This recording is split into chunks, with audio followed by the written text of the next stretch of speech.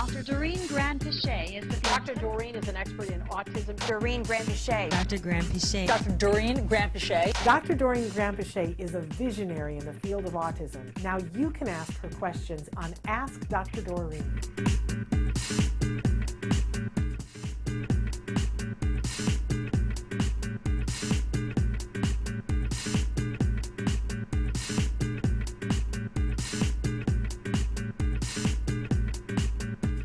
Because every once in a while I get to ask a question. There's an article that we're going to cover in the news in a little while. You know, every once in a while this sort of pops up, and it has popped its ugly head again because we're just about to head into April. And the title of the article is, Can Some Children Outgrow Autism? Now this, and then when you read the article, about 3 paragraphs down, it refers to the fact that there are studies that show that children who get intensive therapy can get to the point where they no longer qualify for the diagnosis. Right. But what gets me furious is that the title is, Can They Outgrow Autism? Because I think even though technically, you know, a child gets to the point where they grow skills and no longer have the, you know, the diagnosis apply, so you could squint at it and go outgrow. The connotation of outgrow is that it just happened organically. That the, you know, the autism fairy came in and bonked you on the head and you no longer have autism. Which to me is an insult of all the work that you do and that we as parents do and that our kids do.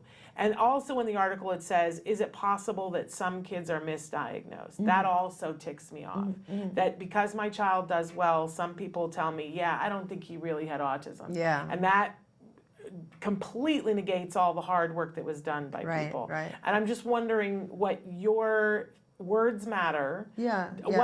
So the outgrow thing really tears my ticket. How do you feel about it? Yeah, I think it becomes a little bit clear that the author may have had an intention by putting all of that in one article, right? Because when you put words like outgrow and misdiagnosis in the same article, it gives the implied intention that, oh, you know, there's autism, there's just a lot of kids who are misdiagnosed, and even if they're behaving slightly differently, they'll outgrow it. Okay, so that is all not true.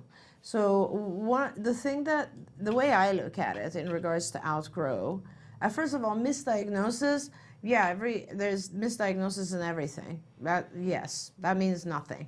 You know, so we're not talking about the percentage of kids who are misdiagnosed. There's probably less than 1% of kids that are misdiagnosed now. Same in 1994. Like, I mean, you know, so misdiagnosis, means nothing.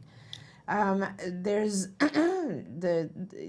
if the misdiagnosis is held stable between now and, let's say, 1994, when we had another DSM, then the only thing that we can conclude is that from that time it's gone from about 1 in, I don't know how many, several hundred children to 1 in 50 now, right? So it's been increasing. So let's put the misdiagnosis thing on the side. The whole concept of outgrowing does imply that nothing else happens during the course of time, but the passage of time. And so with the passage of time, if it was, I could only answer that question really if we had the capability of putting someone in a closet for 15 years and nothing else happened in their environment, okay? Because autistic children, like anyone else, learn from their environment. The real question is, do they learn enough to catch up? It's really that simple. So a child with autism or any other kind of disability is going to have certain strengths. They're going to have a couple of things where they're not at their age level. They're just below their age level. Now, some kids are significantly below various areas. Other kids are not significantly below. They're slightly below. So, for example, an individual with Asperger's type is not going to have as many deficits as a child who has very clear autism, right? Even within the ASD spectrum, a child who is 1-1, so in other words, basically has very minimal support needs, is definitely going to have fewer deficits than a child who has significant support needs. A nonverbal child is going to need to learn more than a verbal child. A child who has attention difficulty is going to have to learn more than a child who doesn't have so there's all these levels, right? Now, so the time factor has to do with what they are exposed to and what they learn in that time. So now if someone is just living a normal life and they go to school, and if they, let's say, have Asperger's type and they have an incredible teacher at school, and one of those brilliant people who is focused on this child, and no matter what helps this child, they could recover from that. There's a possibility of that. But if it's a child who's nonverbal, has tantrums, is aggressive, has no social behavior, no eye contact, I don't care if the teacher is Albert Einstein, that teacher also has 20 other kids to deal with. That child on their own, with just the passage of time and a good school program, most likely it's not going to be enough. Right. So it's about what's enough, what you do with the passage of time. And ABA is about what you do with the passage of time. ABA is a massive amount of work.